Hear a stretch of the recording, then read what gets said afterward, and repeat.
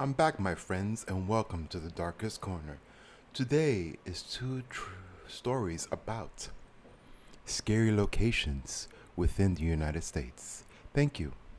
The Final Salute, a ghost story from Gettysburg. I never believed in ghosts. Not really. Even growing up with a grandfather who swore he'd seen soldiers marching through the fog in Gettysburg, I chalked it up to age, sentiment, or whiskey. But that all changed 3 summers ago when I visited the battlefield for what was supposed to be a weekend history retreat. I'm a Civil War reenactor, been doing it for years. My friends and I, history buffs with too much time and too little sense, rented an old farmhouse just outside the Gettysburg battlefield, built sometime in the 1830s. It had those tall, creaking windows, uneven floors, and that faint, sweet smell of rot you only get in buildings that have seen more than they should. We arrived on a Friday afternoon, dressed out in our wool uniforms, ready for a weekend of parades, drills, and battlefield memorials. The landlord, a tight-lipped woman named Mrs. Connolly, met us at the gate. She handed me the key with a look I still can't forget, like she was handing me something heavy. "Just don't go wandering at night," she said, "and if you hear anything, don't answer back." We laughed it off. The first night was uneventful. We drank whiskey, shared ghost stories, and fell asleep to the chirping of crickets and the soft rustle of the wind. But that second night, Saturday, changed everything. It was just after 2 a.m. when I woke up. The house was quiet, too quiet. I thought maybe I'd heard footsteps, but chalked it up to a dream. I got up to get some water, passing the large window in the sitting room. That's when I saw them. Men, lined up in rows in the field behind the house. Dozens of them. They weren't moving, just standing, shoulder to shoulder, illuminated by the faint moonlight. I thought maybe someone was playing a prank. I stepped outside, barefoot on the cold porch, and tried to get a better look. They were Union soldiers. I could see the shape of the kepis, the rifles resting upright, the long bayonets glinting. They didn't move. Didn't blink. I turned to call out to my friend James upstairs, but when I turned back, they were gone. The field was empty. I should have gone back inside, but I didn't. I walked out into the field. The air grew colder with each step. My breath came in puffs, even though it had been 70 degrees that day. My ears started ringing. Then, dead silence. No wind, no insects, just void. Then I saw him. A lone figure, maybe 15 feet in front of me. An officer, by the look of his coat. He turned his head slowly, as if he'd been waiting for me. His face was pale, sunken, with dark sockets where his eyes should have been. He raised one hand to his temple and saluted. I froze, and then he whispered. It wasn't English. It was some guttural chant like a curse spoken backward. The words crawled into my ears and rattled behind my eyes. I felt something warm trickling from my nose. Blood. The next morning, I told James. He just stared at me. "You too?" he said quietly. He hadn't seen the line of soldiers, but he'd woken in the night to see a face peering at him from the corner of the ceiling. An upside-down, bloated corpse face, mouthing something silently. We packed up that morning and left. Didn't even ask for the rest of our deposit. A few weeks later, I got curious. I looked up the farmhouse. Turns out it had been used as a makeshift field hospital during the battle. But more than that, it had been the site of a small skirmish where a handful of Union soldiers were executed for desertion. Shot by firing squad. Their bodies had been buried in a trench behind the house, which was now, get this, the exact field where I saw them standing. One of them, according to the records, had been an officer. Lieutenant Gerald Huxley. He refused the blindfold and stood proud until the end. His last act? A salute. They say those who die in dishonor sometimes never leave the ground they're tied to. And now, I believe it. Because every year, on the anniversary of their execution, people claim to hear it. That same chant, whispered just outside the window. And if you answer back, you never wake up. Whispers from Menhurst Asylum. They say Menhurst Asylum was shut down for a reason. You won't find it on any modern maps.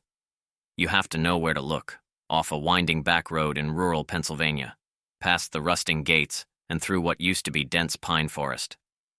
What's left now is mostly skeleton, rotting brick, tangled vines, and corridors the light can't quite reach. My name's Adam Carver, and 3 years ago, I broke into Menhurst on a dare. I was doing urban exploration with my 2 closest friends, Mark and Jessa. We were deep into the abandoned asylum trend. Go in, film your reactions, maybe catch something paranormal, and rack up the views. We'd done factories, fallout shelters, even a derelict prison. But Menhurst was the holy grail.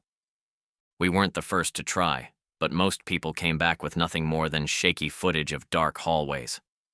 Menhurst had a reputation for messing with your mind. Voices, hallucinations, blackouts.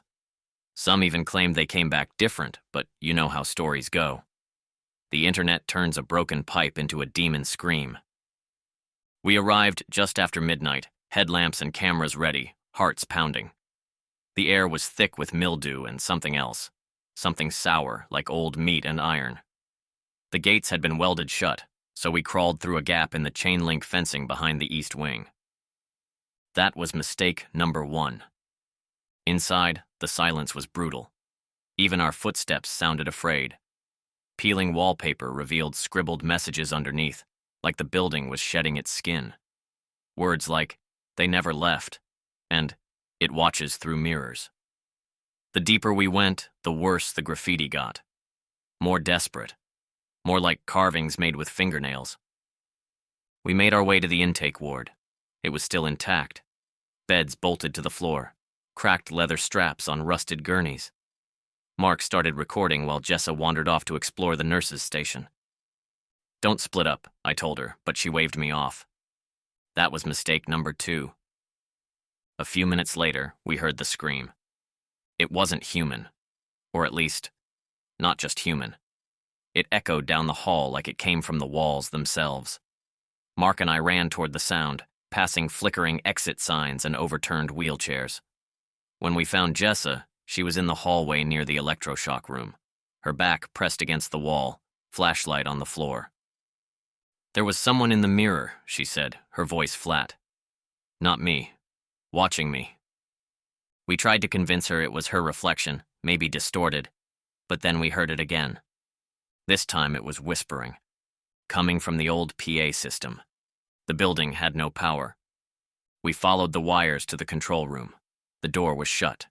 We pushed it open, and inside was something that shouldn't have existed.